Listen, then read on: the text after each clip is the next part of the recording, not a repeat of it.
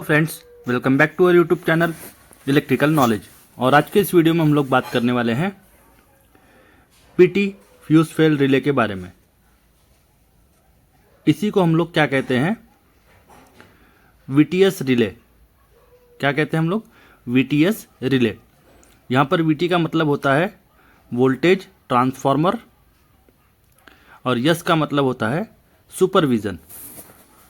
अब ये जो वीटीएस रिले है ये सुपरविजन करेगा किसका? तो ये क्या करता है वीटीएस रिले, जो पीटी के सेकेंडरी वाइंडिंग्स होंगी, जो 1A और 1N होती है, वो फ्यूज के थ्रू जुड़ी रहती है और ये इसी फ्यूज का सुपरविजन करता है। यदि यह फ्यूज फेल हो गया तो वो अंडर वोल्टेज पे हमारी रिले ट्रिप मार देगी। मान लीजिए किसी एक फेज का यदि फ्यूज फेल होता है तो एक फेज का सप्लाई कट हो जाएगा। तो उस कंडीशन में क्या होगा, हमारी अगर अंडर वोल्टेज रिले रहेगी उसमें, तो वो अंडर वोल्टेज पे ट्रिप कमांड दे देगी ब्रेकर को। मान लीजिए कि मेरा आर फेज अंडर वोल्टेज पे ट्रिप मार दिया, यानी आर फेज का जो वोल्टेज है वो क्या हो गया, 0 वोल्ट।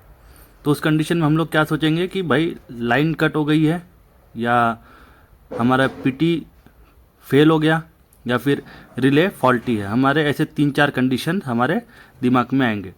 तो वो सब किस वजह से हुआ, क्योंकि हमारे जो पीटी का जो सेकेंडरी के फ्यूज हैं या सेकेंडरी में जो एमसीबी लगी है वो ट्रिप हो गई है, या फिर फ्यूज फेल हो गए हैं। इसके वजह से ये 3 कंडीशन हमारे ध्यान में आई कि लाइन कट हो सकती है, या पीटी फेल हो सकता है, या फिर रिले खराब हो सकती है।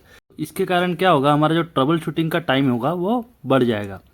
तो ये ना बढ़े इसके लिए क्या होता है, यहाँ पर हम लोग पीटी सुपरविजन रिले हम लोग लगाते हैं, जो क्या करता है वो हमको बता देता है कि पीटी का जो सेकेंडरी फ्यूज है या एमसीबी है वो ट्रिप हो गई है या फ्यूज फेल हो गए हैं, जिसकी वजह से ये ट्रिप कमांड आया है। तो चलिए पहले हम लोग बात करेंगे रिले के इंट्रोडक्शन के बारे में। तो जैसा कि आप लोग देख सकते हैं इस इमेज में, ये जो रिले है ये एबीबी मेक का है और इसका जो मॉडल नंबर है वो क्या है, UVT92M। यहाँ पर आप लोग देखेंगे यूएन जो लिखा है 110 वोल्ट एसी है, यानी जो पीटी का जो सेकेंडरी वोल्टेज रहेगा वो 110 वोल्ट एसी तक हम लोग इसको यूज़ कर सकते हैं। यहाँ पर जो यूवीटी लिखा है ये रिले है, और ये जो 3 दिए गए हैं ये क्या है, ये है फ्यूज़। आप लोग देखेंगे फ्यूज़ का इनकमिंग और आउटगोइंग दोनों रिले से जुड़े होते हैं। ये मान लीजिए ये RYB 3 लाइन है, तीनों के जो फ्यूज़ के कनेक्शन है वो इस प्रकार से होते हैं। ये हम लोग आगे जानेंगे कनेक्शन डायग्राम के अंदर किस प्रकार से इसके कनेक्शन होते हैं। और ये जो आपको आगे दिख रहा है डॉट डॉट लाइन में, ये क्या है, ये ऑक्सिलरी कॉन्टैक्ट है रिले के। तो चलिए अब जानते हैं रिले के टेक्निकल स्पेसिफिकेशन के बारे में। तो जैसा कि आप लोग देखेंगे इसमें, तो ऑक्सिलरी जो सप्लाई है रिले का वो 24 वोल्ट डीसी से लेकर 250 वोल्ट डीसी तक हम लोग दे सकते हैं। और जो ऑक्सिलरी कॉन्टैक्ट है इसका जो रेटिंग रहेगा वो 5 एम्पियर AC/DC रहेगा। अब हम लोग बात करेंगे, तो इसको जो पीटी सेकेंडरी सप्लाई हमको देना है वो हम लोग 110 वोल्ट AC तक दे सकते हैं। अब अगर हम लोग रिले के बर्डन की बात करें कि ये रिले अगर हम लोग पीटी पे कनेक्ट करेंगे तो एट फॉल्ट कंडीशन में जब फ्यूज फेल होंगे उस कंडीशन में रिले का बर्डन कितना होगा, तो वो रिले का बर्डन पीटी पे कितना आएगा, वो रहता है 0.5 VA पर फेज। तो ये था टेक्निकल स्पेसिफिकेशन रिले के बारे में। यहाँ पर आपको देखने को मिलेगा एक ट्रिप की इंडिकेशन है, जो कि हमारे पीटी के जो सेकेंडरी के फ्यूज होंगे वो या फिर एमसीबी जो होगी वो फॉल्टी होने पर या फेल होने पर ये ट्रिप का इंडिकेशन हमको देखने को मिलेगा। ये या तो सिंगल फेज, 2 फेज या 3 फेज, कोई भी तीनों फेज के अगर फ्यूज फटे उड़ जाएंगे उस कंडीशन में भी ये ट्रिप इंडिकेशन हमको ग्लो करता हुआ दिखेगा। इसको रिसेट करने के लिए यहाँ पर रिसेट का पुश बटन है। अब ये एलईडी रिसेट कब होगी, जब हमारे सिस्टम से फॉल्ट क्लियर हो जाएगा, उस कंडीशन में हमको रिसेट की बटन दबाना है और तभी हमारी जो ट्रिप का इंडिकेशन है वो रिसेट होएगा। तो ये था हमारा रिले का टेक्निकल स्पेसिफिकेशन। तो चलिए हम लोग जानते हैं रिले के बैक साइड के बारे में। तो ये रिले का बैक साइड है। यहाँ पर आप लोग को देखने को मिलेगा X1 टर्मिनल जिसमें आप लोग देख सकते हैं कि यहाँ, और दूसरा है X2 टर्मिनल। तो X1 टर्मिनल में 1 से लेके 10 तक आप लोग को देखने को मिलेंगे टर्मिनल। इसमें से जो 6 तक के टर्मिनल है वहीं तक हमारे यूज्ड है, और जो 7 to 10 टर्मिनल है वो अनयूज्ड है या नॉट कनेक्टेड है। उसी प्रकार यदि हम लोग X2 के टर्मिनल की बात करें तो 1 से 8 टर्मिनल जो है वो यूज्ड है, और 9 और 10 जो है वो NC यानी नॉट कनेक्टेड या अनयूज्ड टर्मिनल हैं। वो हम लोग आगे देखेंगे, जो कनेक्शन डायग्राम होगा उसके अंदर हम लोग देखेंगे कि कौन कौन से टर्मिनल इसमें से यूज्ड होते हैं और कौन कौन से अनयूज्ड हैं। तो चलिए अब बात करते हैं कनेक्शन डायग्राम के बारे में। तो ये जो है ये ABB रिले की कनेक्शन डायग्राम है, या फिर इसी को हम लोग बोल सकते हैं ब्लॉक डायग्राम या फिर वायरिंग डायग्राम। तो जैसे कि आप लोग देखेंगे इसमें, तो यहाँ पर आप लोग देखने को मिलेगा, यहाँ पर RYB 3 फेज दिए गए हैं, और ये जो तीनों हैं ये 3 इसके वाइंडिंग है, किसके, PT की सेकेंडरी वाइंडिंग्स है।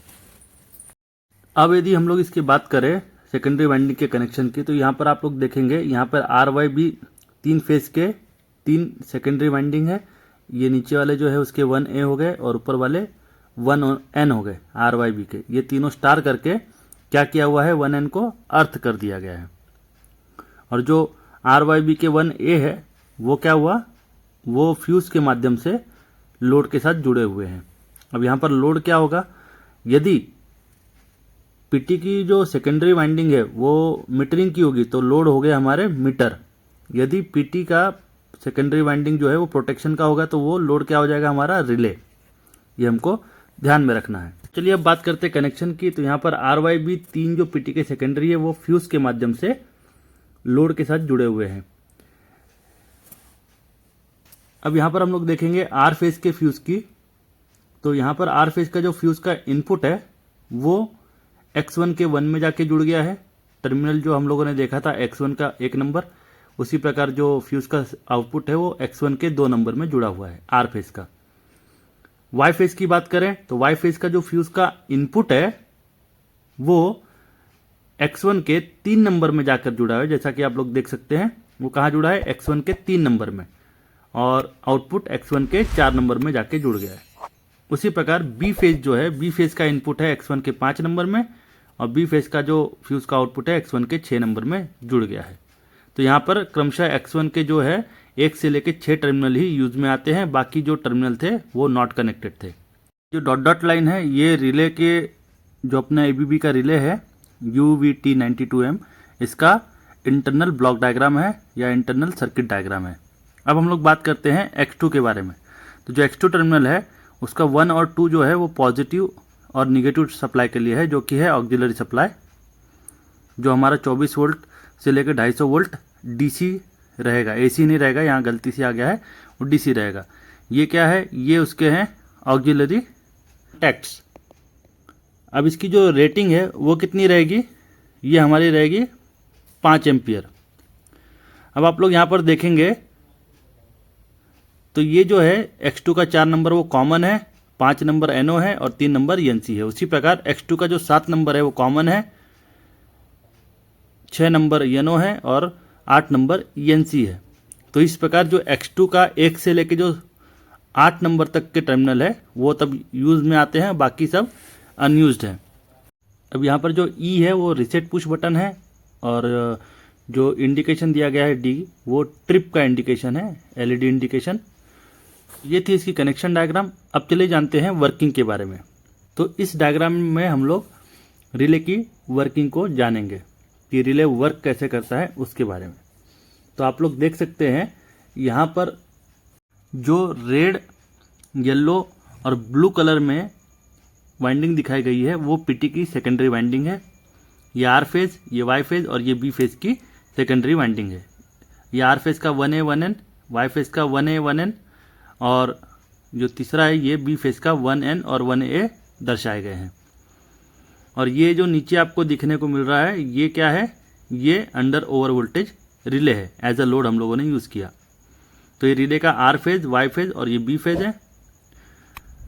अभी यहाँ पर क्या किया हम लोगों ने, जो पीटी का जो सेकेंडरी है 1N जो है उनके RYB के, वो तीनों को क्या किया है, स्टार पॉइंट बनाया है। उसका क्या किया है, स्टार पॉइंट बनाया है। उसको हम लोगों ने स्टार पॉइंट बना के कहाँ कनेक्ट किया है, वो रिले के स्टार पॉइंट में ला के जोड़ दिया है RYB के, और वहीं से उसको क्या किया हम लोगों ने, अर्थ भी कर दिया। तो जो 1N है वो हम लोगों ने पीटी का स्टार पॉइंट बनाया, वो हम लोगों ने रिले के स्टार पॉइंट के साथ जोड़ के उसको अर्थ कर दिया। अब ये आर फेज का फ्यूज़ है, ये फ्यूज़ का आउटपुट जो है वो अंडर वोल्टेज रिले के आर में जुड़ गया। वाई फेज का जो फ्यूज़ का आउटपुट है वो वाई फेज के वाइंडिंग के साथ जुड़ गया रिले के, और बी फेज का जो फ्यूज़ का आउटपुट है वो बी फेज के वाइंडिंग के साथ जुड़ गया रिले के। अब ये हो गया हमारे relay connection, under over voltage के रिले कनेक्शन के बाद। तो चलिए अब जानते हैं पीटी के फ्यूज फेल रिले के बारे में, उसके कनेक्शन किस प्रकार से होंगे। तो यहाँ पर आप लोग देखेंगे जो पीटी का सेकेंडरी में फ्यूज लगा है वो यहाँ पर देखेंगे तो यहाँ पर इसका इनपुट और आउटपुट दिया गया है। तो इनपुट से जो वायर निकलेगा वो X1 के 1 में जाएगा, सॉरी यहाँ पे देखिए ब्लैक मार्क से, और आउटपुट से जो निकलेगा वो X1 के 2 में। उसी प्रकार वाई फेज का है X1 के 3-4 और बी फेज का है X1 के 5-6 में कनेक्शन, वो हम लोगों ने कनेक्शन डायग्राम में देखा था। ठीक है, अभी हम लोग जानेंगे रिले की वर्किंग, यानी पीटी फ्यूज फेल रिले जो है उसकी वर्किंग किस प्रकार से होती है वो हम लोग देखेंगे। यहाँ पर जो UVT92M ABB का जो पीटी फ्यूज फेल रिले है उसके X1 के 1 में पीटी के फ्यूज का इनपुट जुड़ा हुआ है। क्या जुड़ा हुआ है, इनपुट। देखिए यहाँ पर क्या जुड़ा है, पीटी का इनपुट जुड़ा हुआ है फ्यूज का, जो है 63.5 वोल्ट। उसी प्रकार X1 के 2 नंबर में जहाँ पर N लिखा है वहाँ पर भी 63.5 वोल्ट होगा, क्योंकि सेम फेज का सेम वोल्टेज है, जिसके वजह से X1 के 1 और 2 में अगर हम लोग वोल्टेज चेक करेंगे तो कितना वोल्टेज निकल के आएगा, वो 0 वोल्ट निकल के आएगा आर फेज का। तो ये जो कंडीशन है, इस कंडीशन को हम लोग बोलते हैं हेल्दी कंडीशन। और सेम टू सेम ये वाई फेज में भी होगा और बी फेज में भी सेम ऐसा ही होगा। तो इस कंडीशन को हम लोग क्या कहेंगे, हेल्दी कंडीशन। तो इस कंडीशन में जो RYB का एक कॉइल है उसको कितना वोल्ट मिलेगा, 0 वोल्ट मिलेगा। मान लीजिए कि हेल्दी कंडीशन है और सबके कॉइल को 0 वोल्ट मिला है, उस कंडीशन में क्या होगा, X2 के 1 में जो पॉजिटिव सप्लाई है वो ऐसा इंटरनली फ्यूज के द्वारा होके कहाँ पर आएगा, ये बी के जो सबके NO के इनपुट है उसमें आएगा। अब हेल्दी कंडीशन है तो NO के जो आउटपुट से कोई सप्लाई नहीं निकलेगा तीनों के। देखिए तीनों का जो आउटपुट है वो कॉमन हो गया है और आउटपुट जाके C नंबर के कॉइल को जाके मिल गया है, और X2 के 2 से निगेटिव सप्लाई मिल रहा है उसको। अब जब हेल्दी कंडीशन रहेगी तो C कॉइल को कोई सप्लाई नहीं मिलेगा, जिससे उसके कोई भी कॉन्टैक्ट जो है वो ऑपरेट नहीं होंगे। इसके कारण जो रिले का ट्रिप इंडिकेशन है वो ग्लो नहीं करेगा, यानी वो बताएगा रिले हेल्दी कंडीशन में है। तो चलिए अब बात करते हैं रिले की फॉल्ट कंडीशन में क्या काम होता है। मतलब मान लीजिए कि जो मेरा आर फेज है, पीटी का जो आर फेज है उसका फ्यूज फेल हो गया है। कौन सा, पीटी का जो आर फेज है उसका फ्यूज फेल हो गया है। देखिए यहाँ पर, तो जो आर फेज का फ्यूज है मैं उसको हटा देता हूँ यहाँ से।